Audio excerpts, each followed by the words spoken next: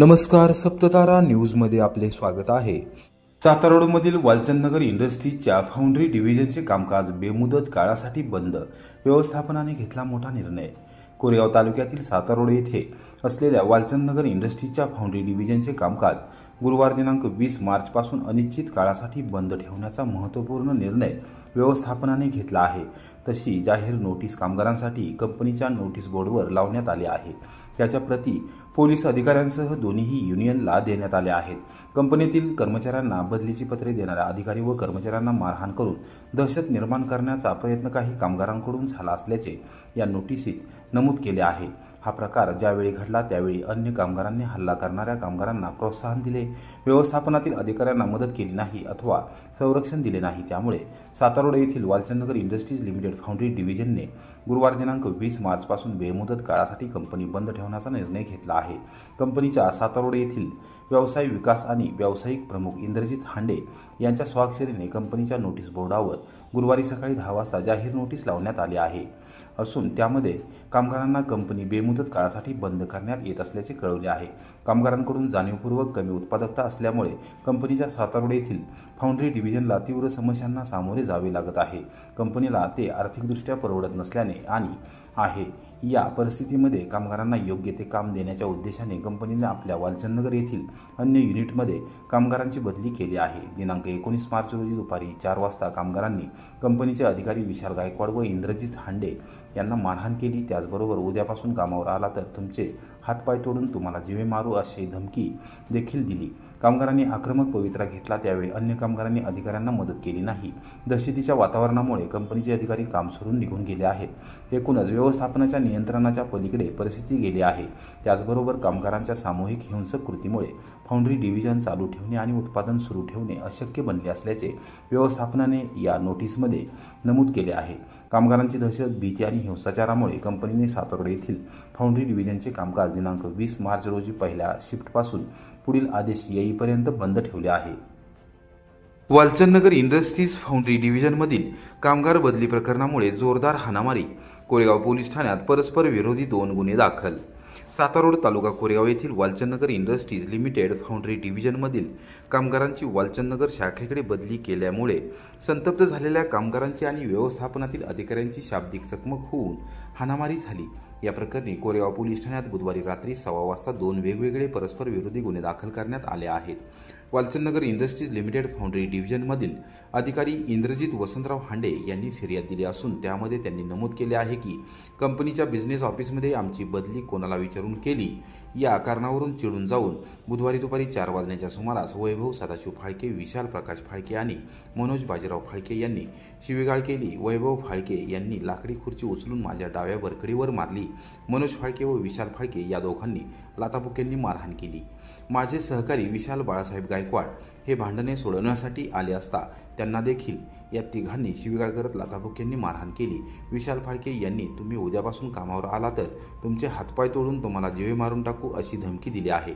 वैभव सदाशिव फाळके यांनी दिलेल्या फिर्यादीमध्ये म्हटले आहे की विशाल गायकवाड, इंद्रजित वसंतराव हांडे यांनी कंपनीच्या बिझनेस ऑफिसमध्ये ट्रान्सफर ऑर्डर केली असल्याच्या कारणावरून चिडून जाऊन मला स्वतः व मनोज बाजीराव फाळके आणि विशाल प्रकाश फाळके यांना तुम्हाला जीवन सोडत नाही अशी धमकी देत शिवीगाळ करत धक्काबुक्की केली। या धक्काबुक्कीत मी खाली पडल्याने विशाल गायकवाड यांनी मला ऑफिसमधील लाकडी खुर्ची अंगावर फेकून मारली।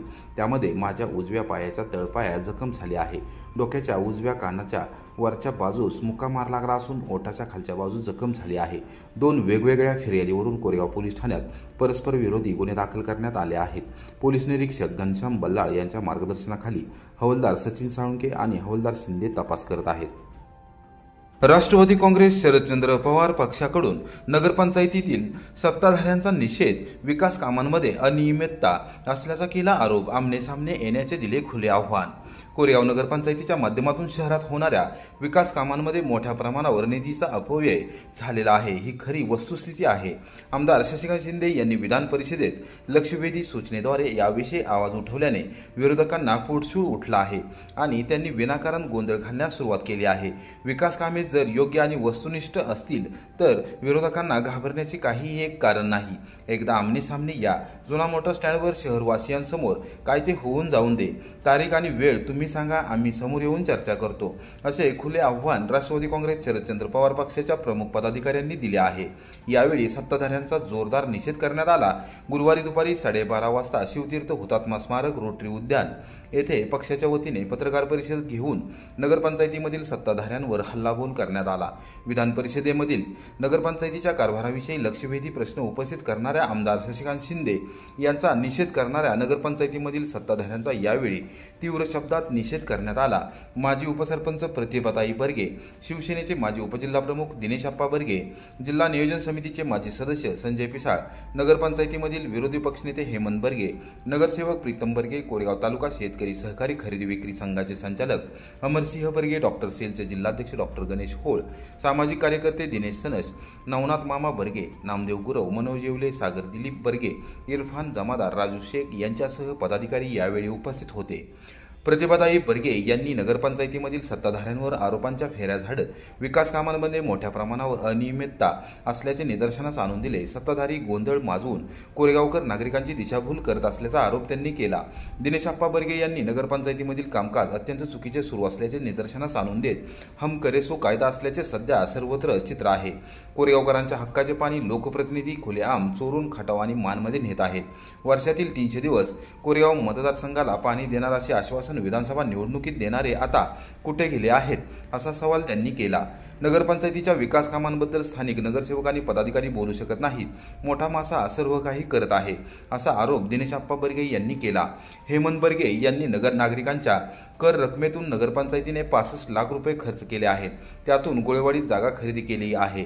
गेली अनेक वर्ष जागा पडून आहे, हीच रक्कम शहराच्या इतर विकास कामांसाठी वापरता आली असती, मात्र हम करे सो कायदा याप्रमाणे नगरपंचायतीमधील सत्ताधारी मंडळी वागत आहेत, त्याचा सर्वसामान्य लोकांना त्रास होतोय, असा आरोप केला। प्रीतम बर्गे यांनी नगरपंचायतीमधील सत्ताधारी मंडळी ही राजकारणातून काम करत आहे, विकास कामांमध्ये अनियमितता आहे हे वारंवार दिसून आले आहे, मात्र या विषयावर कोणी बोलायला लागले की गोंधळ करून त्याचा आवाज दाबून टाकण्याची त्यांची प्रवृत्ती आहे। आजवर हे चालत आले, मात्र यापुढे ते चालू देणार नाही। पत्रकार परिषद घेऊन सत्ताधाऱ्यांनी भूमिका मांडण्यापेक्षा जुना मोटर स्टँडवर आमनेसामने येऊन आपली भूमिका स्पष्ट करावी, त्यातून कोरेगावकर जनतेला खरे काय आणि खोटे काय हे कळून येईल। दूध का दूध, पाणी का पाणी होईल, असे त्यांनी स्पष्ट केले। डॉक्टर गणेश होळ, अमरसिंह बर्गे आणि मनोज येवले यांनी भूमिका मांडली।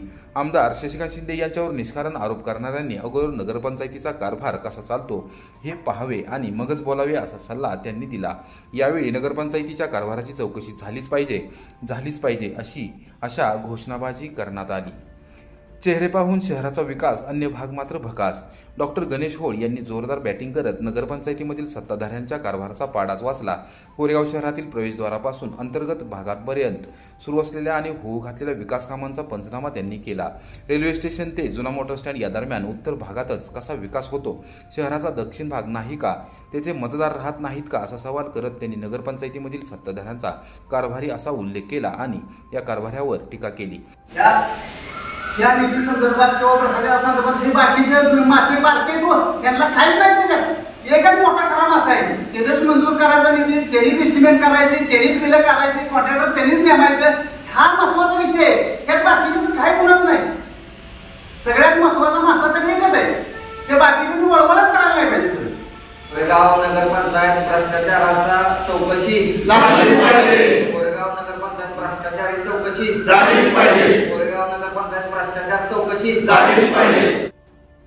सह्याद्री सहकारी साखर कारखान्यात बॉयलरचा स्फोट, 3 ते 4 कर्मचारी गंभीर जखमी, खासगी रुग्णालयात उपचारासाठी दाखल। कराड तालुक्यातील यशवंतनगर येथील सह्याद्री सहकारी साखर कारखान्याच्या ESP बॉयलरचा टेस्टिंग करताना स्फोट झाल्याची घटना गुरुवारी सकाळी 10:30 ते 11 वाजण्याच्या सुमारास घडली। या दुर्घटनेत गंभीररित्या भाजल्याने 3 ते 4 कर्मचारी जखमी झाले आहेत, त्यांच्यावर खासगी रुग्णालयात उपचार सुरू आहेत। कारखाना स्थळावर पोलिसांसह आपत्कालीन यंत्रणा दाखल झाली आहे। शैलेश भारती वय 32 राहणार उत्तर प्रदेश, अमित कुमार वय 19 राहणार बिहार, धर्मपाल वय 19 राहणार उत्तर प्रदेश अशी जखमी झालेल्यांची नावे आहेत। जखमींना तात्काळ उपचारासाठी खासगी रुग्णालयात हलवण्यात आले आहे। याबाबत प्रत्यक्ष घटनास्थळावरून मिळालेली माहिती अशी की यशवंतनगर येथे सह्याद्री सहकारी साखर कारखान्यात मागील 15 दिवसांपूर्वी ESP बॉयलर बसवण्यात आला होता आणि त्याची टेस्टिंग 8 दिवसांपासून सुरू होती। गुरुवारी सकाळी 10:30 वाजण्याच्या सुमारास बॉयलर टेस्टिंग सुरू करण्याचे काम हाती घेण्यात आले। टेस्टिंग सुरू असतानाच बॉयलरचा भीषण स्फोट झाला। या स्फोटाच्या आवाजाने परिसरातील इतर कामगार देखील भयभीत झाले। कामगारांनी तात्काळ स्फोट झालेल्या ठिकाणी धाव घेतली। यावेळी टेस्टिंगचे काम करणारे 3 ते 4 कर्मचारी गंभीररित्या भाजून जखमी झाल्याचे त्यांनी पाहिले। त्यानंतर इतर कामगारांनी जखमी कामगारांना तात्काळ उपचारासाठी खासगी रुग्णालयात हलवले आहे। सुरूर पोलादपूर महामार्गाचा सार्वजनिक बांधकाम विभागाकडून लवकरच होणार कायापालट, 2 कॅबिनेट मंत्र्यांमध्ये सकारात्मक चर्चा।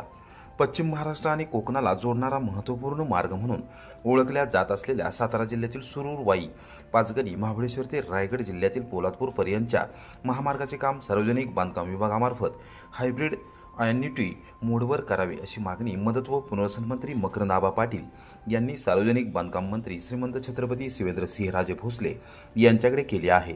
याबाबत तातडीने निर्णय घेण्याची ग्वाही मंत्री भोसले यांनी दिली आहे।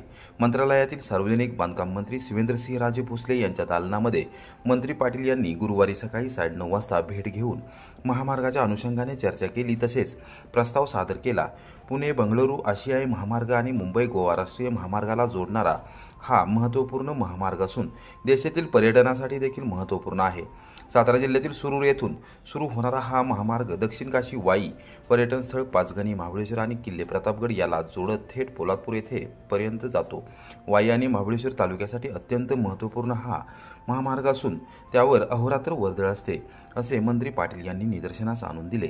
पावसाळ्यामध्ये या महामार्गाची परिस्थिती बिकट होते। आंबेनळी घाटामध्ये जरडी कोसळण्याचे प्रमाण जास्त असून सार्वजनिक बांधकाम विभागाने हायब्रिड ॲन्युटी मोडवर या महामार्गाचे काम केल्यास पश्चिम महाराष्ट्र आणि कोकण जवळ येईल। त्याचबरोबर उद्योग, व्यवसाय, व्यापार आणि पर्यटनाला त्यातून चालना मिळेल, असेही त्यांनी स्पष्ट केले। मंत्री शिवेंद्रसिंहराजे भोसले यांनी याबाबत तातडीने वरिष्ठ अधिकाऱ्यांसमवेत चर्चा केली। लवकरच याबाबत सकारात्मक निर्णय घेतला जाईल अशी ग्वाही दिली।